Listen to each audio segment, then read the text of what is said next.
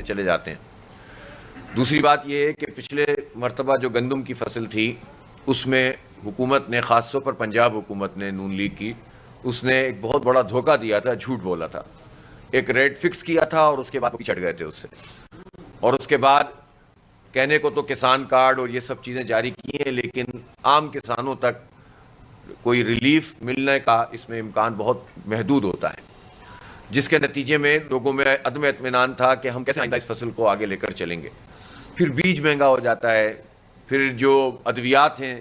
وہ مہنگی ہوتی ہیں، بلیک مارکیٹنگ ہو رہی ہوتی ہے، اور اس سب کے نتیجے میں چھوٹا کاشتکار تو بالکل فارغ ہونے لگتا ہے۔ کچھ بڑے جاگیرداروں کو سہولت مل جاتی ہوگی، اس لیے کہ بڑے جاگیرداروں پہ تو ٹیکس بھی نہیں لگایا اب تک گورنمنٹ نے، اور جو چھوٹے لوگ ہیں وہ پریشان حال رہتے ہیں۔ لہٰذا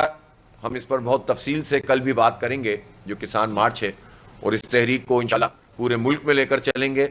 منڈی بہاؤالدین کے بعد ہم لاہور میں بھی بڑا مارچ کریں گے، اور اسی طرح جنوبی پنجاب میں بھی ایک بہت بڑا کسان مارچ کیا جائے گا۔ اور یہ ایک تحریک ہے جو پاکستان میں ظاہر ہے آدھی زمین، آدھے لوگ ایسے ہی ہیں جو کہ اس شعبے سے وابستہ ہیں، زراعت سے وابستہ ہیں،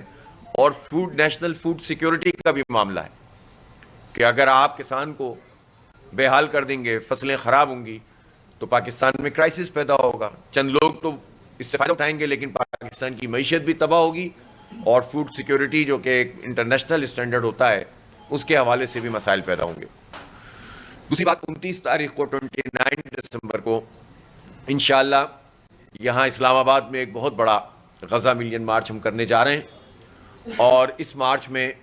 ہم فلسطینیوں کا مقدمہ ایک مرتبہ پھر پوری قوم کی ترجمانی کرتے ہوئے پیش کریں گے، اور میری اسلام آباد کے لوگوں سے خاص طور پر یہ درخواست ہے، اپیل ہے کہ وہ اس مارچ میں شرکت کریں، تمام وابستگیوں سے بالاتر ہو کر، کسی بھی سیاسی جماعت سے، کسی مسلک سے، بلکہ کسی بھی مذہب سے بھی تعلق ہو تو انسانیت کے ناطے، اس لیے کہ جو کچھ وہاں پر اب ہو رہا ہے، 46,000 کے قریب لوگ شہید ہو چکے ہیں،